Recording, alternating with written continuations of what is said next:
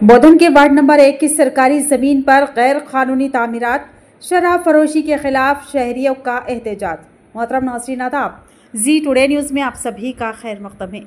बोधन के ward number 1 की सरकारी अराजी पर गैर कानूनी तामीरात की गई, जहां पर शराब की फरोख्त और दिगर गैर कानूनी सरगर्मियां जारी है। मुकामी अवाम का कहना है कि मुतादिद मरतबा पुलिस ने इस जगह पर छापे मारे, शराब जब्त की, मगर गैर कानूनी काम बंद नहीं हुआ। मुकामी अवाम ने म्युनिसिपल कमिश्नर को 24 तारीख को तहरीरी शिकायत दी थी, मगर इस पर अमली कार्रवाई न होने की वजह से मुकामी अवाम में गम व गुस्सा पाया जा रहा है।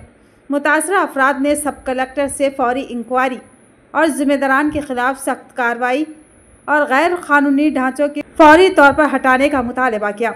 मुकामी अवाम का कहना है कि अगर बर वक्त मदाखिलत ना की गई तो अवामी अमन व सुकून मुतासिर होगा। मुकामी रहनुमाओं ने सरकारी ज़मीन को अवामी फलाह के लिए महफूज रखने पर भी जोर दिया।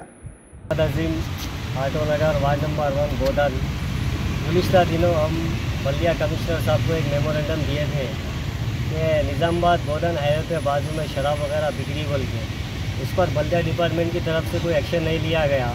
तो हम वार्ड के सभी मेंबर यहाँ पर आकर ज़िम्मेदार लोग सब कलेक्टर साहब को एक मेमोरेंडम दिए, उनसे हमारे है अभी के वो हमारे साथ इंसाफ करेंगे।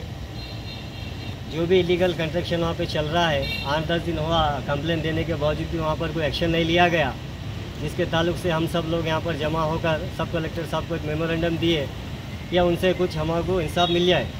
और सब कलेक्टर साहब से हमें उम्मीद है कि हमें इंसाफ जल्द से जल्द मिलेगा। अगर हमें यहाँ पर इंसाफ नहीं मिलेगा तो इंशाल्लाह हम आगे भी कलेक्टर साहब के पास भी जाएंगे और हमसे जो भी होता हम पूरी कोशिश करेंगे।